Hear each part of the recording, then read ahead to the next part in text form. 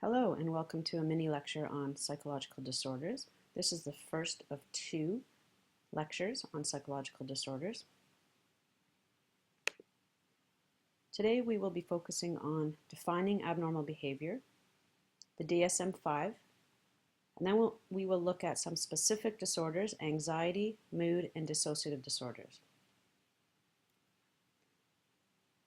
The first thing that you really need to keep in mind here is how do we judge what is determined abnormal or what is a disorder? Who gets to decide this? As you read in your textbook, things have changed over the last 50, 60, 70 years in what is determined to be a disorder. So psychologists and doctors and psychiatrists have to get together and try to come up with some kind of criteria. So the first three things they look at are deviations. So is it a deviation from the average? Meaning the behavior is not very typical. It's statistically rare. It's not quote unquote normal or desirable. Deviation from the norm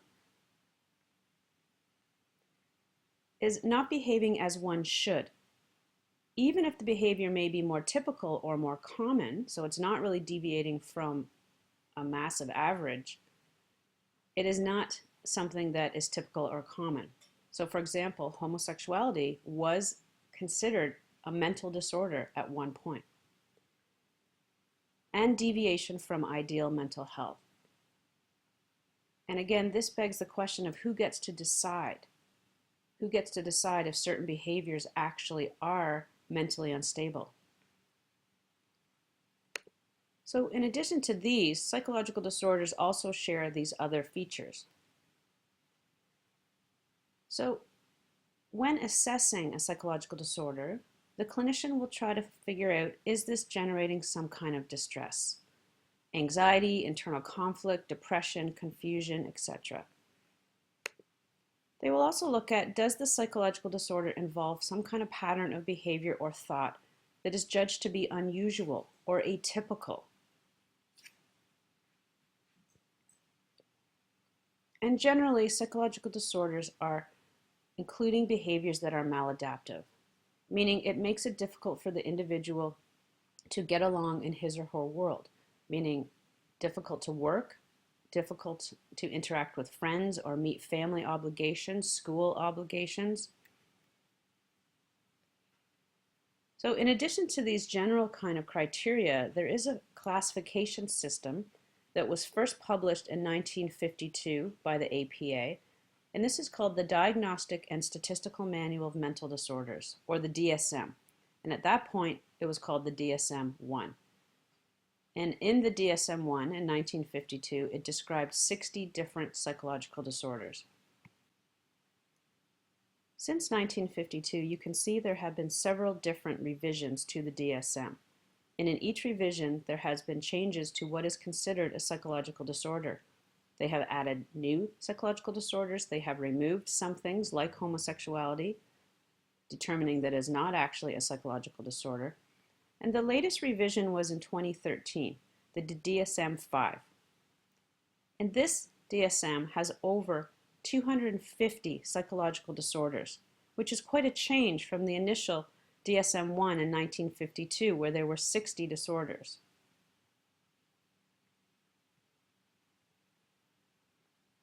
This leads us to the issue about whether psychological disorders are socially constructed. There is a large camp of psychologists and psychiatrists who think that the DSM should not be used at all, that it doesn't accurately assess what is really going on, and that it's really an indication of what is going on socially and historically as far as what is determined to be a psychological disorder or abnormal behavior. So when we say something is socially constructed, we say it's influenced by social, political, historical, and economic factors. So there are definitely pros and cons to using the DSM. In one sense, it's helpful because it allows us to have agreed terminology, which then improves communication among different clinicians. It allows a determination of some kind of cause and therefore, and more importantly, a way to treat this behavior. It also provides different opportunities for research. The case against using the DSM to classify is that it can be arbitrary. Each DSM represents the current beliefs about what is abnormal. Each of these revisions of the DSM confirms that it is a constructive nature. Also, labels can be stigmatizing. Once someone is given a label of having a psychological disorder, there is a lot of stigma around that issue and about whether that person is stable, whether they can work, and that label remains with them. There's also the issue of comorbidity. Comorbidity means that someone has been diagnosed with more than one disorder at a time. And if you look through the DSM, the latest revision, you'll see that there is a lot of overlap, which some suggest means there is too much overlap and we shouldn't have over 250 different psychological disorders. So when we look at the causes of psychological disorders, we do this from several different perspectives. Remember, psychology is multi-deterministic. There is not just one answer to any given behavior. So any abnormal behavior can be thought of as being impacted or caused by several different kinds of theories. The cognitive theory has a big impact in particular disorders like depression and anxiety. This has to do with the faulty thinking. They will also look at what kind of biological or neuroscience aspect is involved here. Is there an issue with brain function? Is there some kind of genetic predisposition, such as in schizophrenia? Is there some kind of biochemistry or hormonal changes that are impacting this? Sociocultural reflects the cultural values and beliefs. If we look at psychological disorders around the world, they're actually quite different. And some behaviors are determined to be quite normal, such as speaking to oneself. The behavioral approach focuses on what's going on in the environment. What is rewarding or reinforcing this kind of behavior? So for example, is somebody maintaining a depressive state because they're getting attention from other people? The evolutionary approach would suggest that psychological disorders or abnormal behavior is due to some kind of adaptive reaction, that at one point, millions of years ago, the behavior was actually very useful for survival, and that has maintained over the years, even though it may not need to. The humanistic approach, remember, is about being all that one can be. And the humanistic approach would say that maybe someone has abnormal behavior because they've got some kind of blocked personal growth. They're not able to move up that ladder of Maslow's hierarchy of needs, or they didn't receive the positive self-regard from that Rogers said they needed from their parents. And lastly, the psychoanalytic and psychodynamic approach would be looking at what went on in someone's childhood. Are there unresolved issues that have been repressed to the unconscious that are causing some kind of conflict in the behavior? So we'll move now to talk in more detail about some of the main psychological disorders. We will not be covering hardly any, in fact, in this lecture and the next lecture, just some of the more common disorders and some of the key features. So let's talk about anxiety disorders. In general, anxiety disorders involve an unrealistic and irrational fear. These are two important words, unrealistic and irrational. Fears are normal, fears are healthy, anxiety is normal, anxiety is healthy because it's a protective factor for ourselves. However, when it moves into the realm of too much and it's starting to impact the person's life, think about those features that we talked about earlier in the lecture, then it becomes a disorder. So there are different types or subtypes of anxiety disorders: generalized anxiety disorder, panic disorder, phobias, both social and specific, agoraphobia, and obsessive compulsive disorders. Now, important to note the changes around the DSM-5 and obsessive compulsive disorders. Please check your textbook for this. Generalized anxiety disorder. People with generalized anxiety disorder are persistently anxious, nervous, and worried. They don't have massive levels of anxiety, but they have a persistent anxiety and worry about most areas of their lives. Panic disorder can be either with or without agoraphobia, this fear of public places when you cannot escape. Panic disorder involves spontaneous and intense attacks of anxiety. The major symptoms here are extreme fear and a sense of impending death and doom when somebody is alone. There are usually physical symptoms like intense heart palpitations, stomach pains, and sweating. In fact, people who have panic attacks as part of this panic disorder often initially think they're having a heart attack. The physical symptoms are so intense. Phobias. A phobia is this irrational fear that results in some kind of deliberate avoidance of whatever that fear is about. When the person is subjected to or exposed to the situation or the object that they have this irrational fear to, there is severe anxiety. There are different types of phobia: agoraphobia, social phobia, and specific phobia. Sometimes people think that agoraphobia means that they are afraid of small areas, but this isn't true. Agoraphobia is actually about a fear of being unable to escape or find help, either in public or alone. It tends to be more common in women, and many people with agoraphobia also have panic attacks.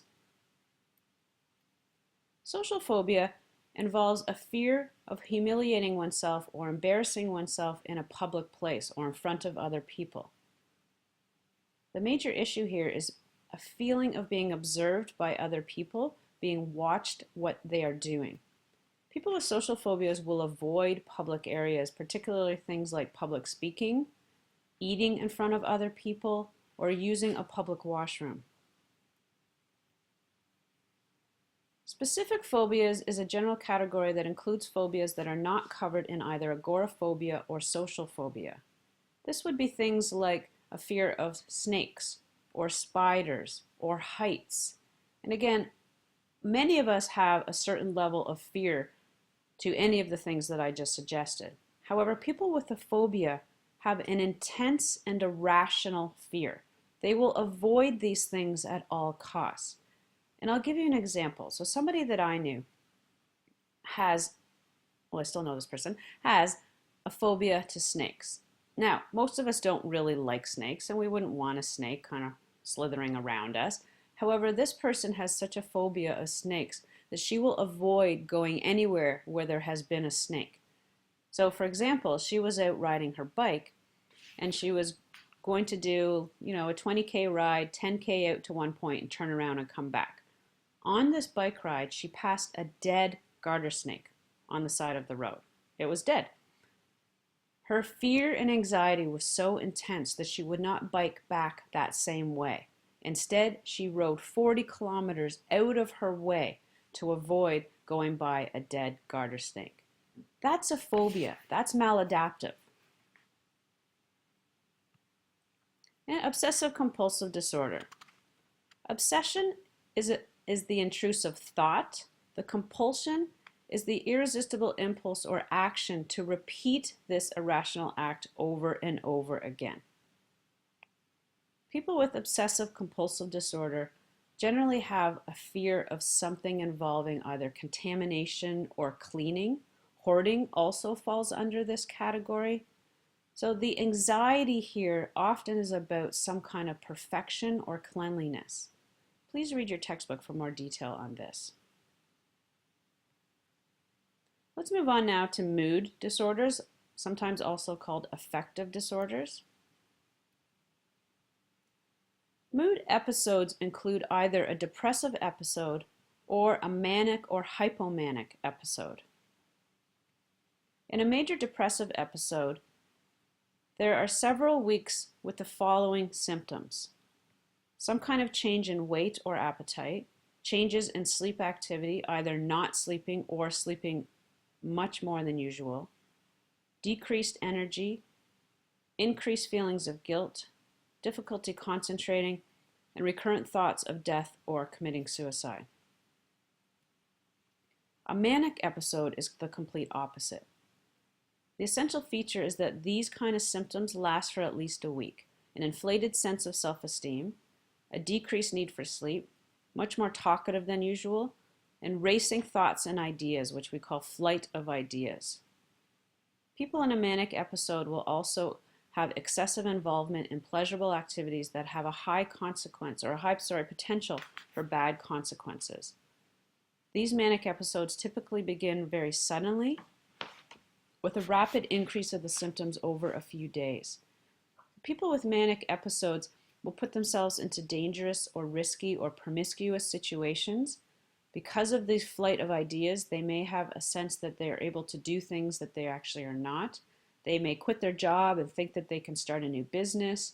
They may hitchhike, take off with a trucker for 2 or 3 weeks. Many things that could result in bad consequences. A hypomanic episode has the same kind of symptoms as a manic episode, but not as severe to cause some kind of marked impairment. Major depressive disorder. Individuals with major depressive disorder have one or more of the major depressive episodes that we discussed earlier. So these individuals have severe depression, tend to not want to do their activities they would normally be involved in, like going to work or going to school, may stay in bed for days at a time, often have very self-defeating thoughts, low self-esteem, and often thoughts of attempting suicide. People with major depressive disorder have no history of manic or hypomanic episodes. On the other spectrum, bipolar disorder involves the presence of at least one manic episode in addition to major depressive disorder. So what this looks like is extreme mood swings of both mania and depression. Individuals with bipolar will have a manic episode, sometimes with psychotic features that might require antipsychotic medication. I had a student who, when started going to Trent, didn't realize it, but did have bipolar. And this student would ride the bike path on his bike. And he said afterwards, when he disclosed this to me, that he was hearing voices and that he thought people were trying to steal his bike. And every time he rode his bike to school throughout the first few weeks of September, it got worse and worse for him. And it felt so bad at one point that he felt a gang of students were hiding in the bushes on the bike path in order to try to take his bike and beat him up. He left his very expensive bike and ran away and stayed in his room for 4 days without coming out. At this point, his parents were able to help him and get him hospitalization, and he was able to finish his degree with periods of needing to take a break as well as medication. So moving away from the depressive disorders now to just a brief overview of dissociative disorders. Dissociative disorders involve some kind of sudden loss of memory or some kind of change in identity. Two main types, dissociative amnesia and dissociative fugue. In dissociative amnesia, there's an extreme memory loss caused by some kind of extensive psychological stress. So an example may be war or a severe car accident. And surprisingly enough, some people have actually gone into dissociative amnesia after getting married. So what happens here is that the person basically just completely forgets who they are. They forget anything that has happened prior to the event. In dissociative fugue, it's the same kind of amnesia. However, the person ends up just walking away from whatever incident initially caused this, and they take on a whole new identity because they completely forget who they are. Dissociative identity disorder was formerly called multiple personality disorder. And in this disorder, the individual has either 2 or more distinct personalities. Some people confuse this with schizophrenia, But this is not true, and we'll talk more about schizophrenia in the next psychological disorder lecture. But multiple personality disorder, now called dissociative identity disorder, is about these different distinct personalities. Now, there's a lot of skepticism about whether this is an actually real thing. Is it really quite possible for people to have different personalities and not initially even know this? So what happens is they dissociate into this different personality. So people who claim to have this will wake up in the morning not realizing that they, meaning one of their alter personalities, had been out all night gambling. The research continues to try to figure out, is this the real thing or not? That concludes our mini lecture on Psychological Disorders 1. We will focus on schizophrenia and personality disorders in the next lecture. Please remember this is only a very, very brief overview of some of these disorders. Please make sure that you do all of your readings and complete your prep guide so that you have the detail you need for all of your assessments. Have a great day.